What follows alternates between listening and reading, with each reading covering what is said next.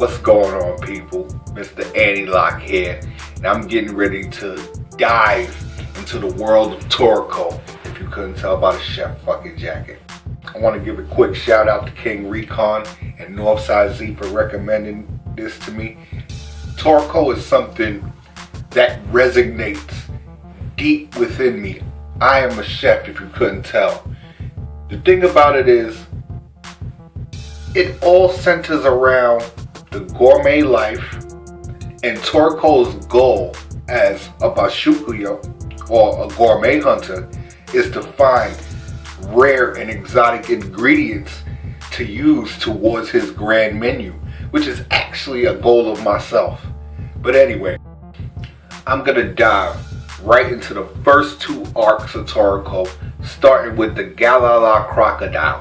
Now, one thing I really enjoyed about it was getting a glimpse of Toriko's unearthly power. Now, I'm new to the story, so I'm not sure. It seems like he has like a demon or something, like every time you see him. Not only does he have a large unearthly power, he has like this insatiable appetite from the time the story starts. You know, you see a man that goes fishing with a 2-ton fishing rod, pulls out a giant fish, and also at the same time catches a prehistoric looking bird. This is freaking crazy. I really love the product placement. Toriko pops that bottle of Maker's Mark. Ain't a chef alive that don't have a taste every now and then, so to speak. IGO, the International Gourmet Organization. Now, right off the back, the vibe that I get from these people, they seem shady as fuck. But you know what? I guess I won't find that out until I get further along in the story. The thing that drove me a little up the wall was kind of weird, that made me think that the IGO was really shady, was that they sent Toriko to hunt for this giant crocodile. It's like a prehistoric crocodile called the Galala crocodile, and towards the end of it, they actually are breeding them inside of a government facility. Shady. What I really find enjoyable is the chef. If I'm not mistaken, his name is Kotetsu, and he's a timid guy, you know, scary.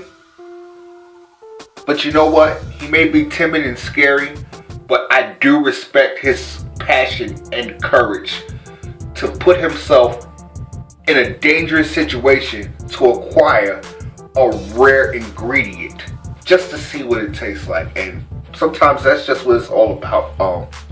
I too share this dream.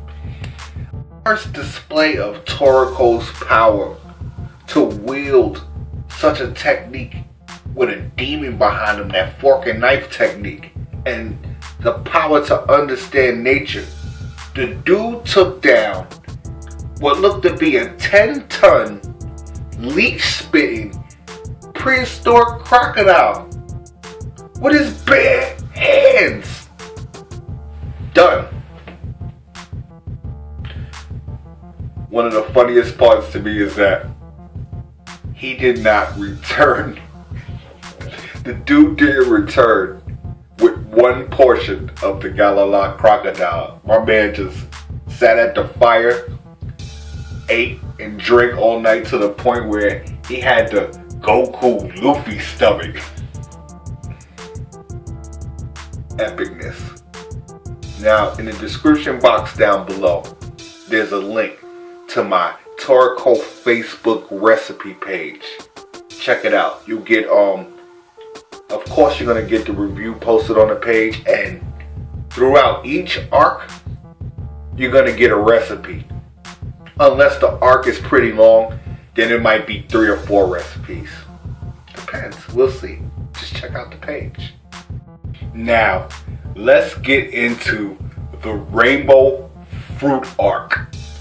Okay.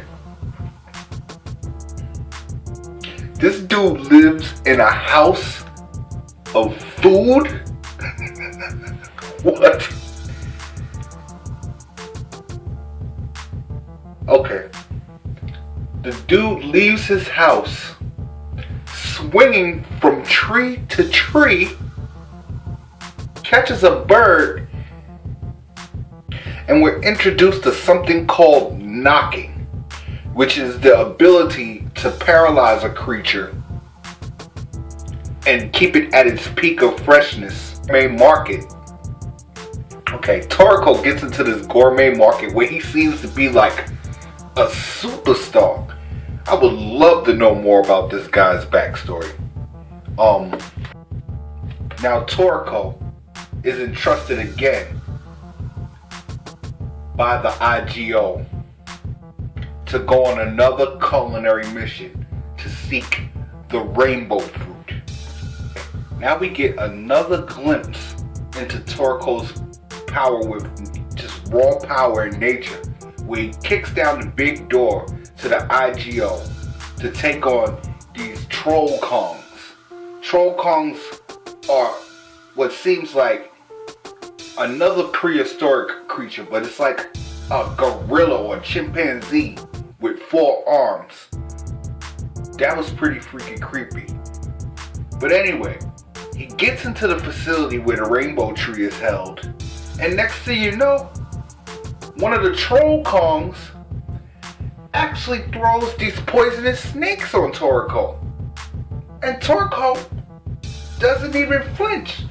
The man inhales an entire tobacco tree stick and causes the snakes to fall off of him. Kotetsu is just like in shock. He can't believe it. Then we encounter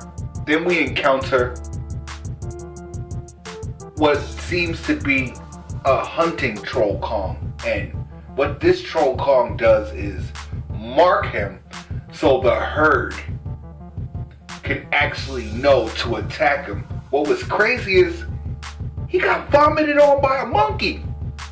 He got vomited on by a monkey with 4 arms. And not only did the monkey throw snakes, it actually set up a pit for him to fall in, which I found to be really crazy. Going forward, when him and Kotetsu make it in close to the rainbow tree to grab the rainbow fruit, he's attacked by a pack of troll kongs. Toriko, with his instinct for nature, knew that if these troll kongs continue to attack, the only way to stop them is if you attack the leader. Lucky for them, it began to rain, which washed off the marking of the troll kong. When it rained, it was actually a lightning strike, and an all-white troll kong began to run. They found out, or figured out rather, that that was the leader of the pack. And again, Toriko displays the power of that weird demon and literally tames the leader of the pack.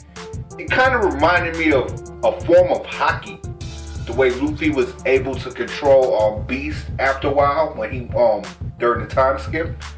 But that was pretty cool. Now, the fruit of this rainbow tree, it's said that a drop of it can turn an Olympic length pool into flavored juice. And it also, when you taste this fruit, it manipulates your senses. It changes the flavor of everything. That was pretty cool. Now, when you get down to it, Toriko's payment for bringing back some of the juice of the fruit was to have this full course meal, and you got Toriko eating and drinking what seems to be a bottle of Chambron, if I'm not mistaken. That's what the bottle looked like. And he's eating this like 1,000-course meal, and in the restaurant world, you know, the high-end restaurant world, the food comes out in courses and in small portions. So it looked like he had like 10-course meals. And then he finally gets to the dessert. I was literally right there drooling with the guy. It was so cool.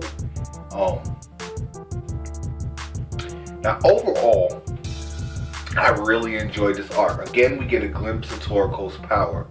We get an introduction to a new character named Coco, who's in like the gourmet fortune telling district. And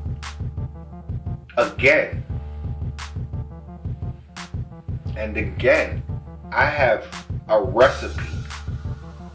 Look down in the description box below to my Facebook Toriko recipe page, inspired by this art. Check it out. Like, subscribe, comment, and as always, peace.